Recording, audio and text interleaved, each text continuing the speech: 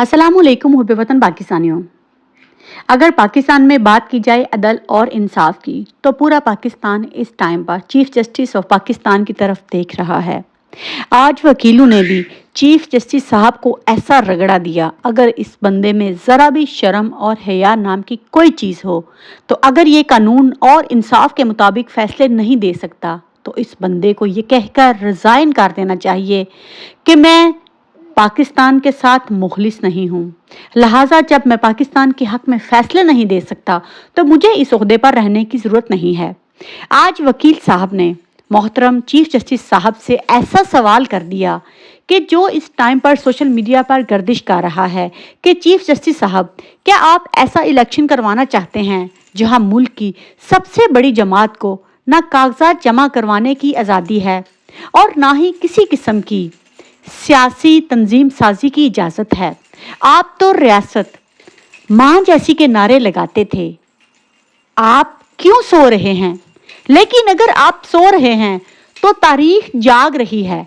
आपको ऐसा इलेक्शन करवाने और मुल्क की बड़ी आबादी को जबर के सामने हाथ बांधकर फेंकने का मुजरम, तारीख इस चीज़ की गवाह रहेगी।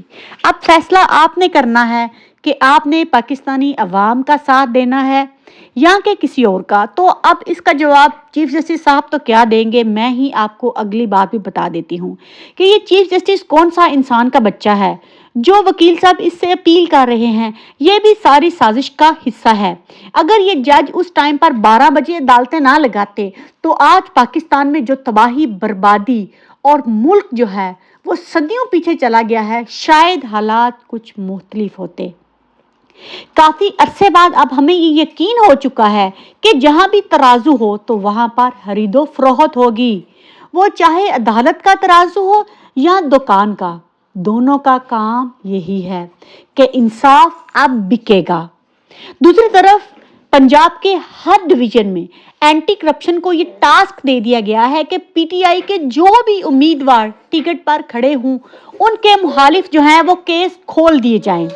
आज इस्लामाबाद हाई कोर्ट में ऑडियो लीक्स के हवाले से जस्टिस बाबर सत्तार ने एक अहम ऑब्जर्वेशन दी है।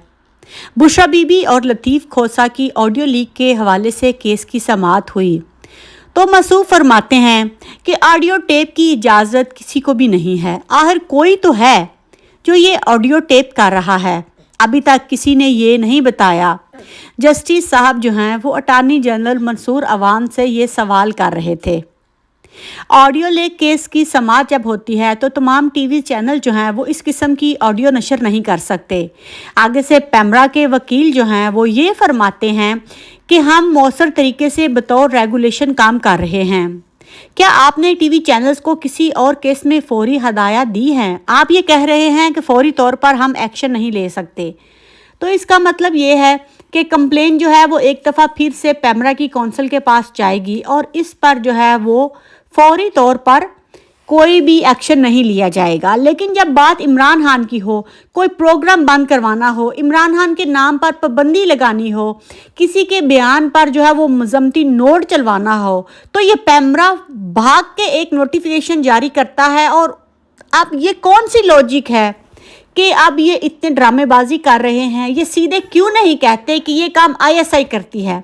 अब आईएसआई अदालत में आती है और आईएसआई फरमाती है कि उनको नहीं पता कि कौन बंदा जो है वो पाकिस्तान में ऑडियो को टेप और फिर लीक करता है। तो मुहब्बे वतन पाकिस्तानी, और ये सारा डकोसला है क्योंकि अटॉर्नी जनरल को ये पता है और जज साहब को भी ये पता है। अगर ये मान लिया जाए कि आईएसआई को इजाज़त है तो क्वायद और ज़वाबित मांगने पड़ेंगे, इसीलिए सीधा इनकार कर रहे हैं। लेकिन जस्टिस बाबर सत्तार को चाहिए कि अब फ्रांसी का ऑर्डर दें ताकि इन हराम खोरों के बारे में तो पाकिस्तानी अवाम को पता लगे। पूरा पाकिस्तान जानता है कि किसी के पास भी इतनी सलाहियत नहीं कि वो जजों की ऑडियो लीक करे, वो सियासतदानों की ऑडियो लीक करे।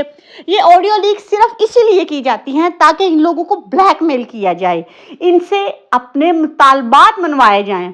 अगर ये मुतालबे से हटें तो इनको ऑडियोस जो हैं वो दिखाई जाएं, और अगर وہ بات پھر بھی نہیں مانتے تو ایک آدھا کلپ جو ہے اس کو سوشل میڈیا پر وائرل کر لیا جائے، لیکن سسٹم ہائی جیک ہو چکا ہے، کوئی کچھ کرنے کو تیار نہیں، تو پھر ان لوگوں کو اتنے بڑے عہدے پر بیٹھنے کی کیا ضرورت ہے؟